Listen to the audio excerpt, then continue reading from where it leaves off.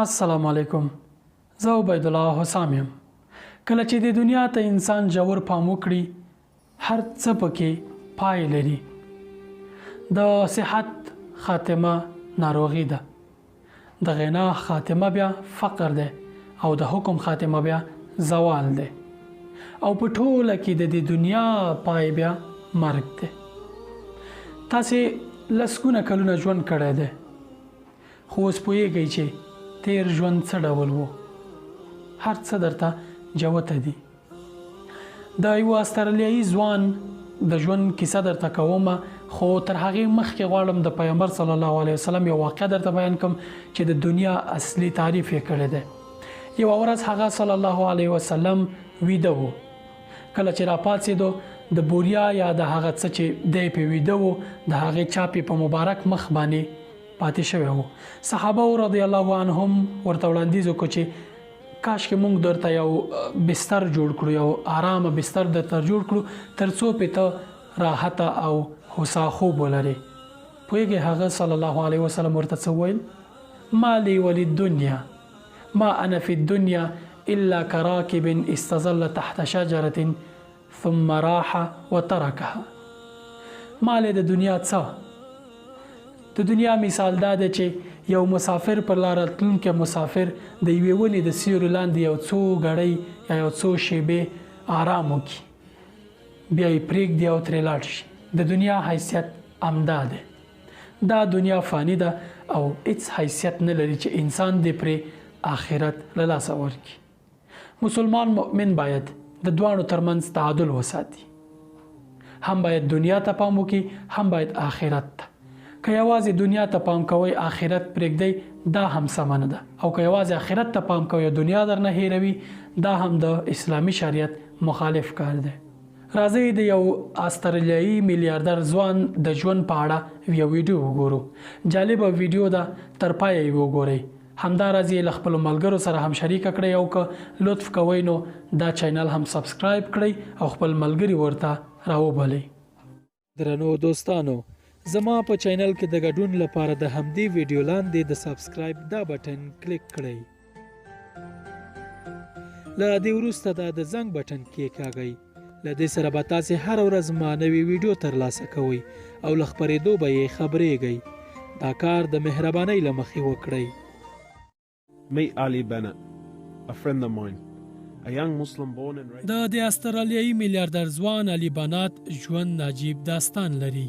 لا تاسې هیله کوم چې دا ویډیو تر پایه وګورئ. ډېر څه به ترې زده کړئ. له مالي اړخه د علي بنات ژوند بریالی و.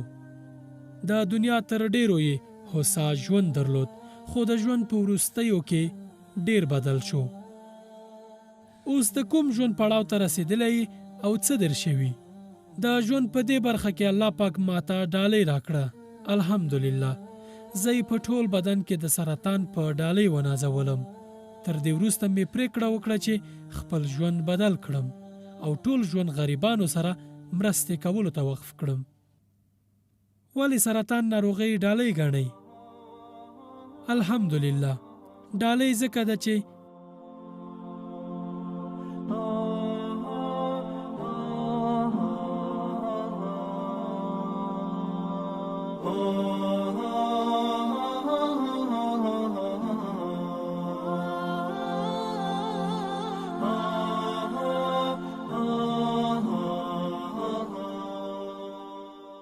ډالۍ ځکه ده چې الله تعالی موقع راکړه چې ځان بدل کړم.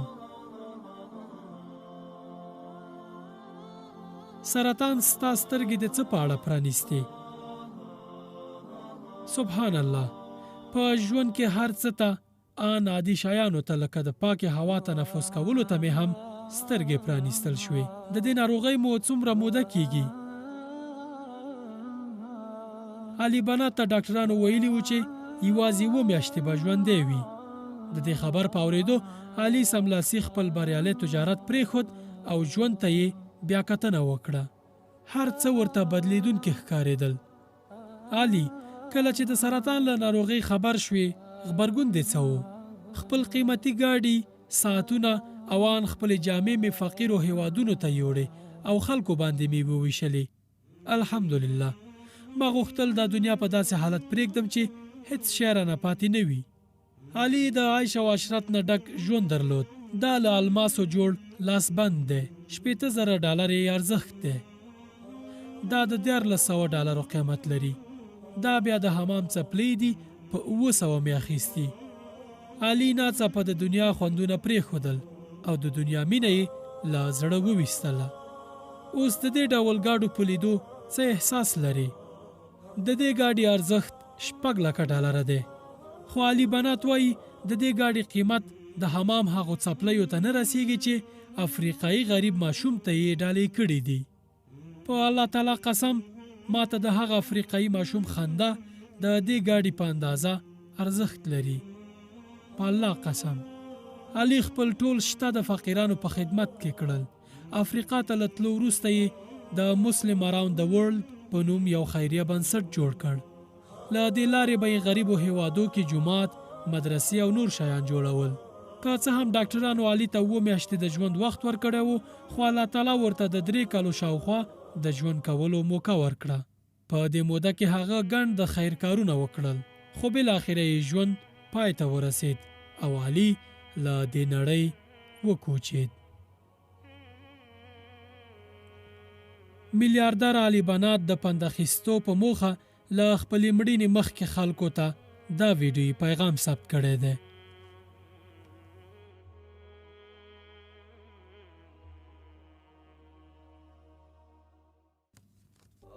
لکه څنګه چې تاسې پوهیږئ، الحمدلله زه نور له دې دنیا لاړم. زه خویندو او ورونو ته یو پیغام لرم. تاسې وکتل چې ما په دې دنیا هر څه درلودل، ګاډي، پیسې او نور. د ناروغۍ پر وخت به ما ته خلکو پیغامونه راستول چې وروره تا ځان ته جنت یقیني کړی دی، ته به جنت ته ځې. دوی به ویل وروره تا د ټولنې او امت لپاره ډیر څه وکړل. سبحان الله، دا د یو کوچني او ساده نعمت ارزښت نه لري چې الله تعالی موږ ته د دې وړتیا راکړې چې سهار له خوبه پاڅې او تر حمامه په خپله لاړ شي. دا هغه څه دي چې ورو ورو ما له لاسه ورکړل. الحمدلله ډیر کم کسان د ژوند په وروستیو کې زما په شان داسې چانس ترلاسه کوي چې وپوهیږي څه وخت مري. ځینې کسان بیا ناڅاپه خپل ژوند بایلي. تاسې اورېدلي چې یو شمېر خلک په نایټ کلبونو کې ناڅاپه ومري، نور بیا په بیلابیلو ځایونو کې خپل ژوند له لاسه ورکوي. هڅه وکړئ چې خپل ژوند کې یو هدف ولرئ، پلان جوړ کړئ او پروژې پلي کړئ. یو څه وکړئ. په الله قسم د قیامت په ورځ به در سره یوازې همدا مرسته وکړي. هغو خویندو ورونو ته چې لا هم ژوندي دي، زما نصیحت دا دی چې د ژوند بڼه ډیر ژر ژر بدلیږي. موږ تر دې چې ډیر د اسلام ښودانې ومنو، په خپلو خواهشاتو کې غرق یو. زه د ډیرو خلکو لیدو ته ورغلی یم، خو چې کله ناروغ وم، له دوبۍ، برطانیې او نورو ځایونو خلک یوازې زما پوښتنې ته راتلل. همدا د الله تعالی لپاره مینه ده. هغوی چې ناروغ دي، خفه دي او یا ځورېږي، دوی ته وایم چې اندېښنه مه کوئ، ځکه الله تعالی به تاسې ته داسې کسان درولېږي چې تاسې یې تمه نه درلوده. په الله تعالی توکل وکړئ.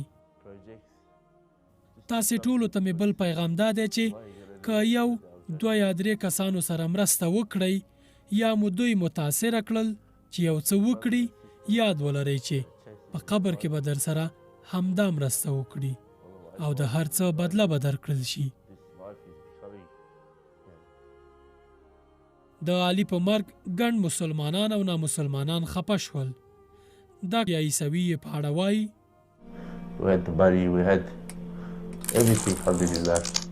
But subhanallah, a lot of people during the period of when I was sick, they'll send me messages, brother, you're guaranteed paradise, brother, you've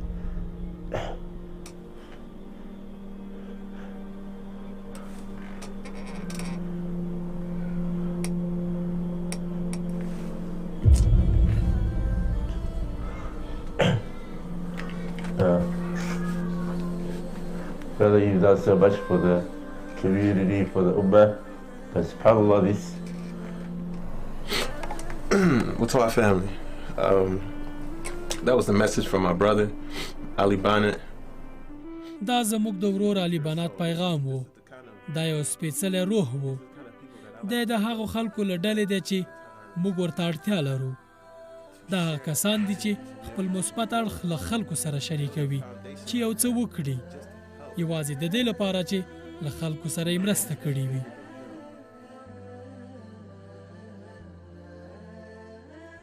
په پایله کې راځئ دا ووایو چې د علي بنات له ژونده موږ څه درسونه اخیستلی شو. لومړی، علي بنات ته ډاکټرانو 7 میاشتې وخت ورکړی و، خو هغه په داسې حال چې سرطان درلود شاوخوا 3 کاله ژوند وکړ او په خپله ټاکل شوې نیټه ومړ. راځئ له ځانه وپوښتو موږ څومره وخت لرو د خیر کارونو او د ځان بدلولو لپاره؟ آیا دا یقین لرئ چې تر سبا به ژوندي یاست؟ د دې فاني دنیا ژوند موږ ته دا زمزمه کړې چې تل به ژوندي یو، حال دا چې ښه پوهیږئ غولوي مو. دا دنیا بل هیڅ نه ده مګر د ازموینې ځای. دویم درس، موږ په دنیا کې هر څه ترلاسه کوو، لکه د ښکلي کور، قیمتي ګاډو، له حلال او حرامو لارو پانګه او ګڼ نور، خو آیا د قیامت لپاره مو د دې نیم برابره خواري کړې؟ دا نړۍ او پکې له حرامو لارو روزي په دې ارزي چې خپل آخرت خراب کړو؟ حال دا چې پوهیږو له دې دنیا د کوچېدو پر وخت موږ له ځان سره څه وړلی شو؟ یوازې یو کفن او بس. دریم درس، په ټولنه کې فعاله ونډه ولرئ، له خلکو سره مرسته وکړئ، د بېوزلو او یتیمانو لاسنیوی وکړئ، د فعاله مسلمان رول ولوبوئ. همدا په قیامت او قبر کې پکارېږي. هغوی چې د الله تعالی لپاره خپل ژوند وقف کوي، په پایله کې به د هغه تعالی مینه، د خلکو خواخوږي او مینه ترلاسه کړي او ابدي ژوند به یې ځان ته تضمین کړی وي. درنو دوستانو، که په ملګرو مو د دې معلوماتو لورینه لرئ نو لطفاً دا ویډیو له خپلو ملګرو سره شریکه کړئ.